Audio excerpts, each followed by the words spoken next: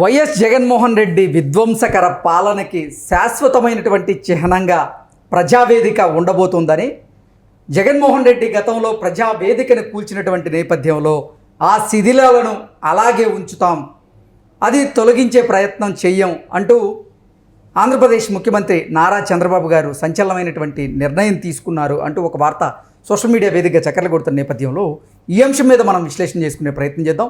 ప్రస్తుతం మనతో పాటు ఉన్నారు ప్రముఖ సీనియర్ జర్నలిస్ట్ డివిఎస్ గారు. సార్తో మాట్లాడదాం. సార్ నమస్తే. సార్ నమస్తే.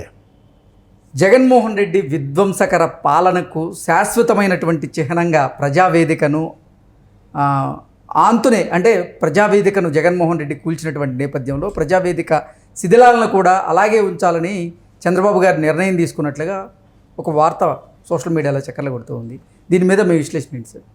ప్రజావేదిక జగన్మోహన్ రెడ్డి కూల్చి ఇప్పటికీ 5 ఏళ్ళు. 5 ఏళ్లుగా ఆ శిథిలాలని తొలగించలేదు. కనీసం 14 కోట్లతో అది కడితే ఎంతోమంది ప్రజలు అక్కడికి వచ్చి అక్కడ ముఖ్యమంత్రిని కలిసి అక్కడ వినతులు స్వీకరించడం. రాష్ట్ర విభజన తర్వాత ఆంధ్రప్రదేశ్కి ఒక వేదిక లేకుండా పోయింది. ఏది ఇక్కడ హైదరాబాద్లో అయితే మనకి హెచ్ఐసిసి కన్వెన్షన్ సెంటర్స్ ఉంటాయి, నీకు హైటెక్స్లో కానీ, లేదు మర్రి చెన్నారెడ్డి మానవ వనరుల అభివృద్ధి కేంద్రం, ఇక్కడ అనేక వేదికలు ఇక్కడ ఉన్న దీంట్లో ఈ వేదికలన్నీ కూడా తెలంగాణకు వెళ్ళిపోయిన దాంట్లో అక్కడ కలెక్టర్ల కాన్ఫరెన్స్ జరపాలన్నా, ఏదన్నా ఒక పెద్ద మీటింగ్ పెట్టుకోవాలన్నా, ప్రజలు వచ్చి అక్కడ ఏదైనా విజ్ఞాపనలు ఇవ్వాలన్నా నీకు ప్లాట్ఫామ్ లేని పరిస్థితుల్లో దాన్ని కట్టాడు అప్పటి ముఖ్యమంత్రి చంద్రబాబు. ఆ తర్వాత ఆయన ఓడిపోయారు.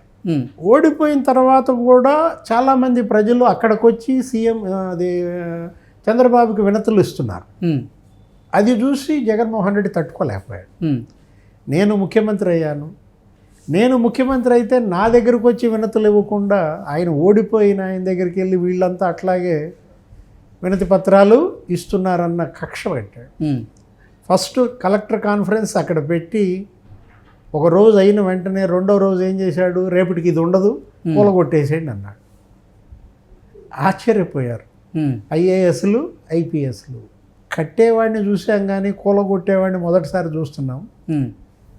అయ్యేదో చెప్పారన్నమాట. అక్కడేదో పర్యావరణ నిబంధనలనో లేకపోతే అక్కడ నదీ గర్భంలో కట్టారనో హడావుడి చేశారు. మరి ఈయనే ఋషికొండలో కట్టాడు, పర్యావరణ నిబంధనలు అతిక్రమించి. అది అసలు దాని మీద ఇవాళ 2-3 రోజులుగా మీడియా అంతా కథలుగా వస్తుంది ఋషికొండ ప్యాలెస్ గురించి. అరే ప్రజావేదిక ఇప్పుడు ఆ శిథిలాలను తొలగించను అని అంటున్నారు ప్రస్తుత ముఖ్యమంత్రి చంద్రబాబు. ఎందుకని?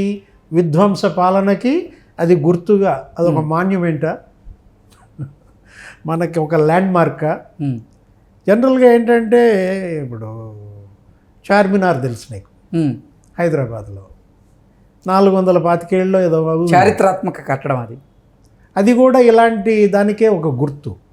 ఏంటి? కాకపోతే అదొక ప్లేగ్ వ్యాధితో అప్పట్లో అనేక మంది చనిపోయారు. అవును, వేల మంది చనిపోతే అది ఒక భయంకరమైన వ్యాధి అప్పట్లో. మొన్న కరోనా ఎలా అయితే ఇబ్బంది పడ్డారో ప్రపంచం మొత్తం, అప్పుడు ఆ ప్లేగ్ వ్యాధి ఒక వణికిచ్చింది.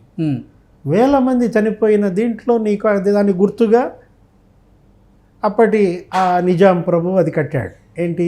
చార్మినార్. ఒక ట్రాజడీ, ఒక విషాదానికి అది గుర్తు.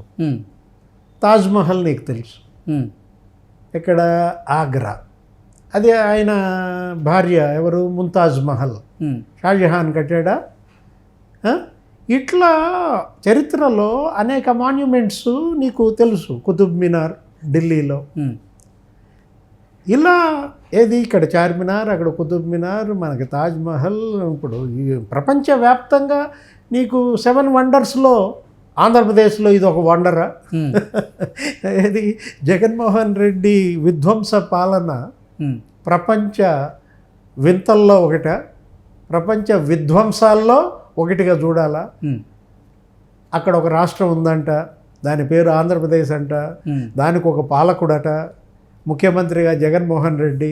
గతంలో ఒక పాలకుడు ఉండేవాడట, ఆ పాలకుడి పరిపాలన ఎలా ఉండేదట, ఆ పరిపాలనలో ఇలా విధ్వంసం చేసాడట అని రాబోయే భవిష్యత్ తరాలు చెప్పుకోవటం కోసం అదొక మాన్యుమెంట్ కాబోతుందా? నేను అది మామూలుగా ఏంటంటే ప్రజావేదిక అది చంద్రబాబు ముఖ్యమంత్రి కాగానే ఇంక అది డెబ్రిస్ అంతా క్లీన్ చేసేసి అక్కడ మళ్ళీ ఇంకో ప్రజావేదిక కడతారని ఊహించాం.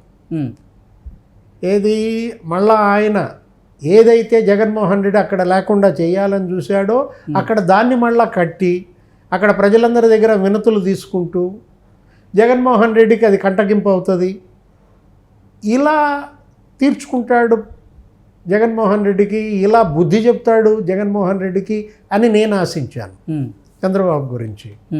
దానిలో అక్కడంతా మళ్ళీ మొత్తం గార్డెనింగు, ఒక ఉద్యానవనము తీసుకొచ్చి ప్రజావేదిక అంతకన్నా గొప్పగా కడతారని ఊహిస్తే మరి సీఎం చంద్రబాబు ఏం చేశారు, దాన్ని అలాగే ఉంచి అదొక విషాదానికి గుర్తుగా, విధ్వంసానికి గుర్తుగా, భావి తరాలకి ఇలాంటి పాలకుడిగా రాకూడదు, ఇలాంటి విధ్వంసం మరోసారి జరగకూడదు, చరిత్రలో నిలిచిపోయే జ్ఞాపకాల్లో ప్రజావేదిక శిథిలాలు కూడా ఒక మాన్యుమెంట్ కాబోతున్నాయా, చార్మినార్ లాగా, కుతుబ్ మినార్ లాగా.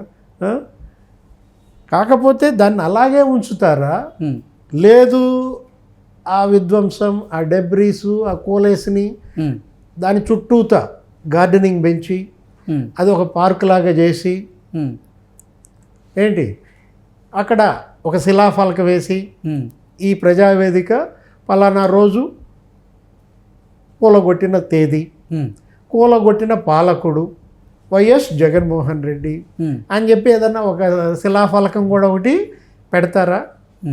మనం ఎందుకంటే ఇప్పుడు ఆ శిలాఫలకాన్ని అక్కడ ఉన్నటువంటి ఆ డెబ్రీస్, అక్కడ ఉన్నటువంటి ఆ శిథిలాలు రాబోయే తరాలకి గుర్తుండేలాగా ఏం చేయబోతోంది తెలుగుదేశం ప్రభుత్వం? దాన్ని ప్రజా సందర్శన ప్రదేశంగా మారుస్తారా? అక్కడ జగన్మోహన్ రెడ్డి విగ్రహం కూడా పెడితే పోలా? అంటే